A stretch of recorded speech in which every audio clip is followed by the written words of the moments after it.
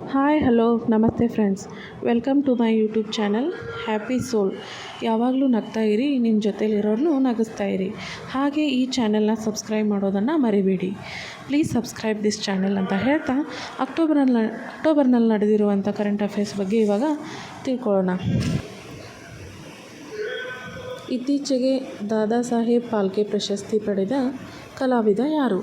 ಇತ್ತೀಚೆಗೆ ದಾದಾ ಸಾಹೇಬ್ ಫಾಲ್ಕೆ ಪ್ರಶಸ್ತಿ ಪಡೆದಿರುವಂಥ ಕಲಾವಿದ ಮಿಥುನ್ ಚಕ್ರವರ್ತಿ. ಮಿಥುನ್ ಚಕ್ರವರ್ತಿಯವರು ಈ ದಾದಾ ಸಾಹೇಬ್ ಫಾಲ್ಕೆ ಪ್ರಶಸ್ತಿ ಪಡೆದಿರುವಂತಹ 54ನೇ ಕಲಾವಿದರಾಗಿದ್ದಾರೆ. ನಂತರ ಇತ್ತೀಚೆಗೆ ದೇಸಿ ಹಸುಗಳಿಗೆ ರಾಜ್ಯ ಮಾತೆ ಎಂದು ಘೋಷಿಸಿದ ರಾಜ್ಯ ಯಾವುದು? ದೇಸಿ ಹಸುಗಳಿಗೆ ರಾಜ್ಯಮಾತೆ ಎಂಬ ಗೌರವ ನೀಡಿದಂಥ ರಾಜ್ಯ ಮಹಾರಾಷ್ಟ್ರ. ನಂತರ 2024ರ ವಿಂಬಲ್ಡನ್ ಟೆನ್ನಿಸ್ ಚಾಂಪಿಯನ್ಶಿಪ್ ಸಿಂಗಲ್ಸ್ನ ವಿಜೇತರು ಕಾರ್ಲೋಸ್ ಅಲ್ಕರಾಜ್ರವರು. ಇವರು ಸ್ಪೇನ್ ದೇಶಕ್ಕೆ ಸಂಬಂಧಪಟ್ಟವರು.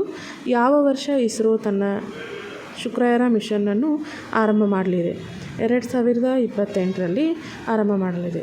ನಂತರ ಭಾರತೀಯ ವಾಯುಪಡೆಯ ನೂತನ ಮುಖ್ಯಸ್ಥರಾಗಿ ನೇಮಕ ಆದವರು AP ಸಿಂಗ್.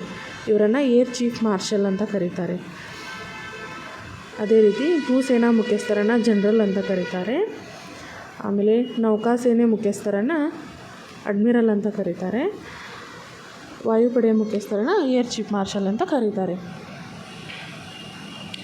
AP ಸಿಂಗ್ ಅವರು ವಾಯುಪಡೆಯ ಮುಖ್ಯಸ್ಥರಾಗಿ ನೇಮಕಾಗಿದ್ದಾರೆ. ರಫೇಲ್ ಯುದ್ಧ ವಿಮಾನಗಳು ಭಾರತಕ್ಕೆ ನೀಡುವ ರಾಷ್ಟ್ರ. ಭಾರತಕ್ಕೆ ರಫೇಲ್ ಯುದ್ಧ ವಿಮಾನಗಳನ್ನು ಫ್ರಾನ್ಸ್ ದೇಶದಿಂದ ನಾವು ಪಡ್ಕೋತೀವಿ.